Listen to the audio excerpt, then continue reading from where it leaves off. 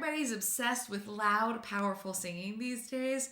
But I tell you what, you guys, soft singing is so much more difficult, in my opinion, than loud singing. So today we're talking about how do you sing quietly. Welcome back to Singing Tips with LJD Studios, where we break down difficult singing concepts in ways you can actually understand. I'm Laura, and today we're talking about how to sing quietly. But before we do, make sure you like, comment, subscribe, and let me know what you want to learn. Also, make sure you download my free guide, The 3-Tiered Approach to Becoming a Better Singer, which is linked in the description. Okay, so why is singing quietly so difficult? It's because all of our instincts about what we might need to do for singing quietly are the opposite of what actually needs to happen. So when we think quiet, we think small, right? We think this way, right? And even if I don't know, I actually used to conduct choirs. And so when you want people to sing small or you want them to sing quietly, you do like this, and you're like, be quiet, right?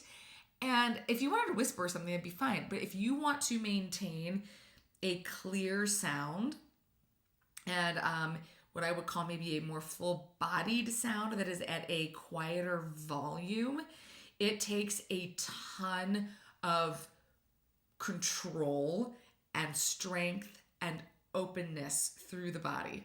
In order to sing quietly, we need smaller, faster air. And if you haven't seen any of my videos on breath support, I'm going to link those in the description as well. But when we want to use less air, it means our body needs to be bigger, which again is super counterintuitive. But the more we squeeze through it, it's getting hard for me to squeeze much through this part of my body these days.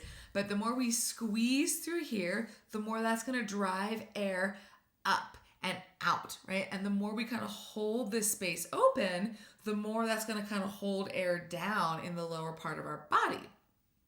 So when we want to sing quietly, we want to use less air, which means we need to hold our body bigger, not smaller. So the first thing that we need to do if we're going to sing quietly is just decide where are we going to hold the air back from. And again, check out that video on breath support. I get really into it with it.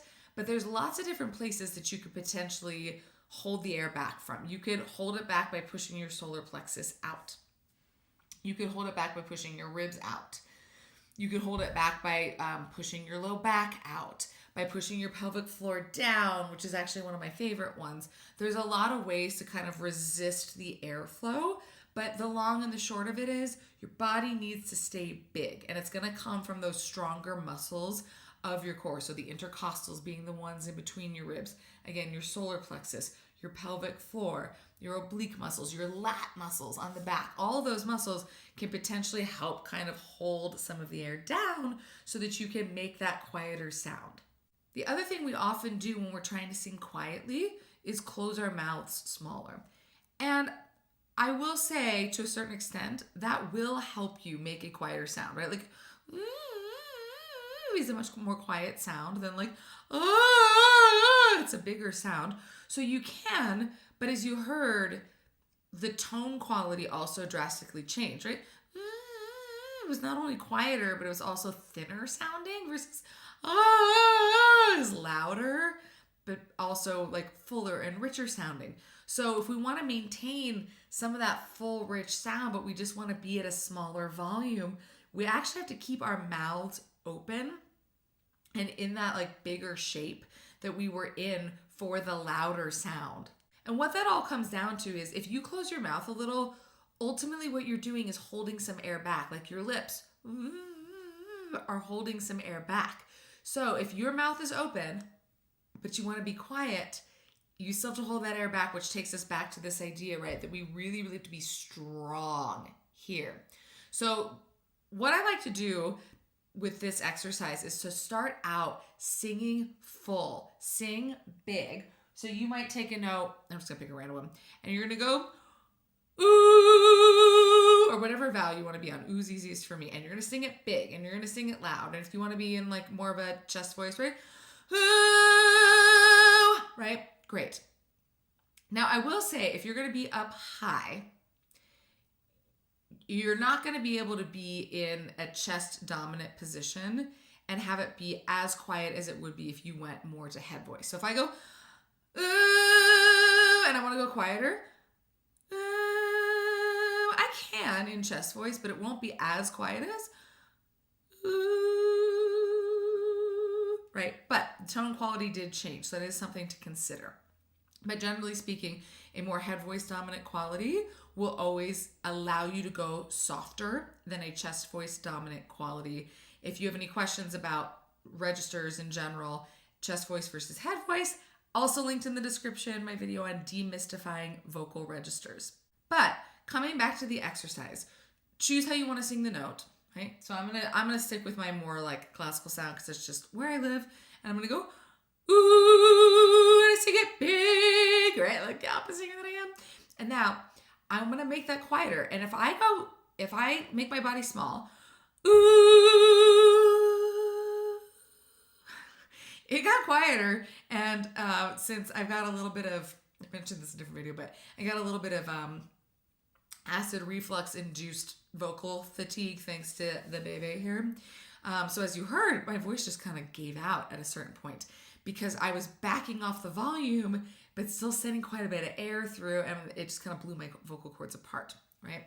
So I really, really want to kind of hold the air back. So now I'm going to try that again. I'm going to be big, and then I'm going to make my body smaller. Ooh. And again, it's like the sound just evaporates. Now I'm going to be big, and then as I make the sound smaller, I'm going to make my body bigger. And honestly, if you're just starting out with this, you could just think about making yourself fatter, right? Just in all directions, make yourself bigger. So we're going to go, ooh.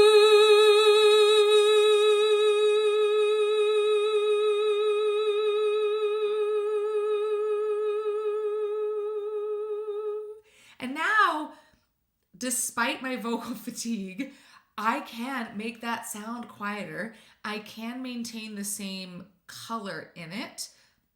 It didn't get breathy and it didn't just disappear. It kept the same color, but it got quieter as I made my body bigger, okay? And I think my mouth shape might have changed a little bit, and that's okay. It's just if you change your mouth shape drastically, it might change the tone quality of it. You might end up with a sound that goes from being kind of full to a little bit more like nasally sounding, or just something that's a little bit thinner sounding in general. So long story short, softer sounds need less air. The way to use less air is to make your body bigger, not smaller, even though this feels like, oh yeah, we're making a softer sound. No, we're making a softer sound by going this way. I hope that clears up some of the mechanics for soft singing for you.